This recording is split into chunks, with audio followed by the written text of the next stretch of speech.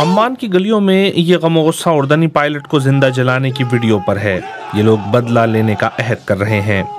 इनका गुस्सा शिद्दत पसंद गिरोह दौलत इस्लामिया की तरफ से मौलवी उर्दनी पायलट को एक पिंजरे में जिंदा जलाने की वीडियो जारी करने पर भी है। 26 साला लेफ्टिनेंट पायलट मुआज अल कसासबा उस वक्त शिद्दत पसंदों के कब्जे में आ गया था जब उनका जहाज शाम में गिरकर तबाह हो गया था। फौज ने पायलट की मौत का ऐसा बदला लेने का अहद किया है जिससे दुनिया लरस जाएगी।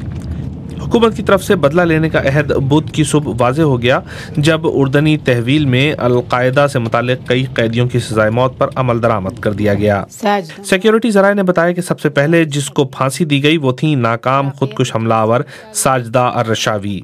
उर्दन की हुकूमत ने मौलवी पायलट की रिहाई के बदले साजदा अर-रशावी को रिहा करने की पेशकश की थी, जिसे दौलत इस्लामिया ने मुस्तरद कर दिया था, शायद इसलिए भी कि पायलट को इससे पहले ही मुमकिना तौर पर हलाक किया जा चुका था। उर्दन के बादशाह ने कहा था कि मुआज अल कसासबा एक हीरो है।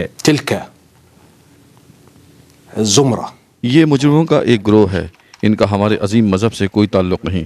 बहादुर पायलट मुआज अपने अक़ीदे और मुल्क का दिफा करते हुए उन शहीदों में शामिल हो गए हैं जिन्होंने अपने प्यारे उर्दन का दिफा करते हुए शहादत पाई। मौलवी पायलट की मौत पर दुनिया भर में गुस्से और नफरत का इजहार किया जा रहा है। खास तौर पर जापान में जो पहले ही IS के हाथों अपने 2 सहाफ़ियों गंजी गोतो रोनी पुतावा की मौत पर सोग मना रहा है। जापान दुख की इस घड़ी में उर्दन के अवाम के साथ खड़ा है। मैं उर्दन की हुकूमत और अवाम के साथ तहे दिल से दुख का इजहार करता हूँ। उर्दन के बादशाह अमेरिका का दौरा मुख्तसर करके वतन वापस लौट आए हैं।